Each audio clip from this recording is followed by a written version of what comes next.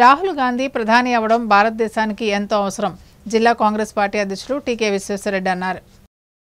తూర్పుగోదావరి జిల్లా నగర కాంగ్రెస్ పార్టీ ఆధ్వర్యంలో రాజమండ్రి గవర్నమెంట్ హాస్పిటల్ దగ్గర ఉన్న గౌతమి జీవకారుణ్య సంఘం అనాథ వృద్ధుల శరణాలయంలో లోక్సభ ప్రతిపక్ష నేత కాంగ్రెస్ పార్టీ అధినాయకులు రాహుల్ గాంధీ పుట్టినరోజు సందర్భంగా అనాథ వృద్ధుల సమక్షంలో కేక్ కట్ చేసి వృద్ధులకు మామిడి పళ్ళు కాంగ్రెస్ నాయకులు కార్యకర్తలు పంపిణీ చేశారు. ముందుగా మహాత్మా గాంధీ విగ్రహానికి పూలమాలలు వేసి ఘనంగా నివాళులర్పించారు.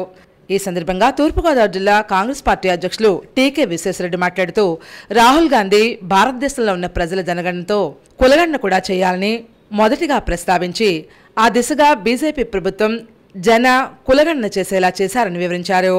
భారతదేశ ప్రజలు కూడా రాహుల్ గాంధీని ప్రధానిగా చూడాలనే సంకల్పంతో ఉన్నారని అన్నారు. ప్రచార కమిటీ చైర్మన్ వడియార్ మాట్లాడుతూ భారతదేశ ప్రధాని యువకుడైతే దేశాన్ని ఎంతో అభివృద్ధి చేశారని ఆ దృక్పథంతో కాంగ్రెస్ పార్టీ అధినేత రాహుల్ గాంధీ ఉన్నారని వివరించారు.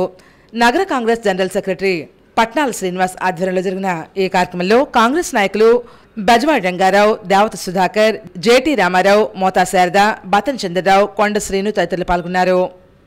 అలాగే ఓసీలు ఉన్నారు. ఓసీలో 20% ఉంటే 20% రిజర్వేషన్ వస్తుంది.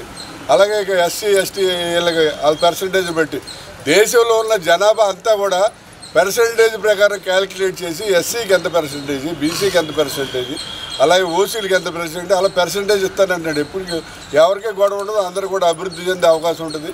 ఆయన ఇంకోటి కూడా చెప్తాడు, ఏంటంటే లేడీస్ 50% ఉంటారు. మన భారతదేశంలో లేడీస్కి ఎవరికే కూడా 50% రిజర్వేషన్ లేదు. 50% అటు నుంచి 33% అమలు చేయట్లేదు.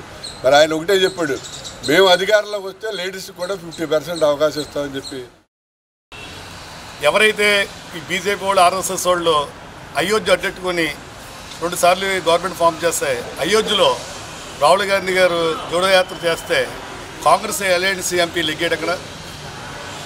ఇంకా కొన్ని కారణాల వల్ల ఎలక్షన్ గమనించడం వల్ల లేకపోతే ఇవాళ ప్రధానమంత్రిగా ఉండే అయినా నెక్స్ట్ ఎలక్షన్కి ప్రధానమంత్రి అవుతాడు.